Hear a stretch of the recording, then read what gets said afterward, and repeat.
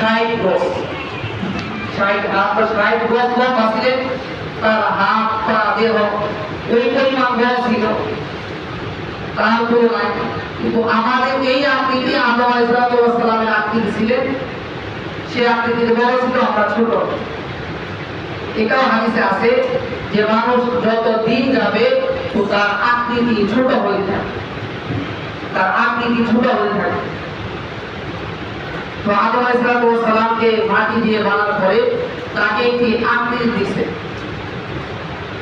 এরপরে বলছে আকৃতি দেওয়ার পরে ওয়ালাকাদ খালাকনাকুম সুম্মা সাওয়ারনাকুম লিল মালাইকাতি ইসজুদু লিআদম। আল্লাহ রাব্বুল আলামিন বলতেছেন, আমি আদমকে সৃষ্টি করেছি, আদমকে সৃষ্টি করার পরে আমি তাকে একটি আকৃতি দান করেছি। আকৃতি দান করার পরে ফেরেশতাদেরকে আমি বলছি আদমকে সিজদা করো, আদমকে সিজদা করো। ফাসাজাদু ইল্লা ইবলিস, সমস্ত ফেরেশতারা সৃষ্টি যে আদম করছিলেন ওই আদমকে সিজদা করছেন, ইল্লা ইবলিস, ইবলিস সিজদা করে নাই।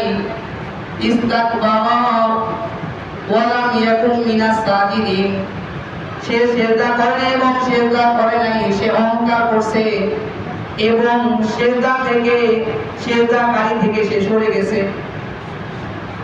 সমস্ত ফেরেশতা সিজদা করছে কিন্তু আদম সিজদা করে নাই, সে সিজদাকারী থেকে বিরত হয়েছে।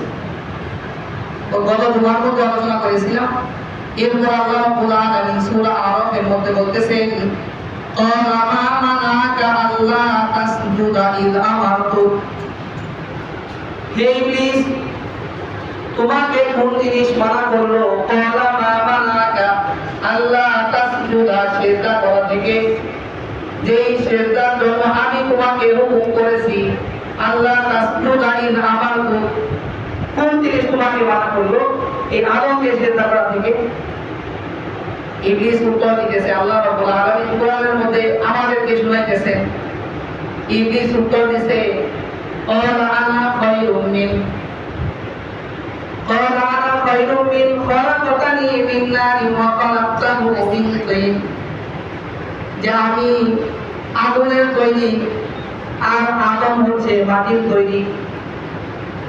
আমি তাকে কিভাবে সিজদা করব? আমি তাকে সিজদা করতে পারবো না, কারণ মাটির চেয়ে তো আগুনের দাম বেশি। আগুন উপর দিকে যায়, মাটি নিচ দিকে যায়, আমি আদমকে কিভাবে সিজদা করব? যখন এই কথা শয়তান বলছে আল্লাহ তাআলার সামনে, আনা খায়রুম মিন খালাকতানি মিন নারিন ওয়া খালাকতাহু মিন তিন, আল্লাহ রাব্বুল আলামিন ওই শয়তানকে বলছে, ক্বালা ফাহবিত, ক্বালা ফাহবিত, তুই এখান থেকে সরে যা, এখান থেকে দূর হয়ে যা। আনতা তাকাব্বারু ফিমা আনতা তাকাব্বারু, এখানে তোর অহংকার যা করার জায়গা নেই। আমি যেটা হুকুম করেছি ওইটাই তোকে করতে হবে, এখানে অহংকার করার কোনো সুযোগ নেই। আনতা তাকাব্বারু ফাতাকুনা মিনাল যালিমিন, ফাতাকুনা মিনাল যালিমিন, তুই এখান থেকে চলে যা, তোর এখানে জায়গা নাই, কারণ আমি তোকে যে হুকুম করেছি ওই হুকুম তুই পালন করা নাই, এখান থেকে চলে যা। যখন শয়তান দেখছে আরে আমি তো আল্লাহর হুকুম মানি নাই, আদমকে সিজদা করি নাই, তো আল্লাহ তাআলা তো আমাকে বিতাড়িত করে দিল, এখন আমার কি করতে হবে? এখন আদমকে আল্লাহ রাব্বুল আলামিন সম্মানিত করলেন, ইবলিসকে বিতাড়িত করলেন। তো সে দীর্ঘদিন ফেরেশতাদের সাথে ইবাদত করছে।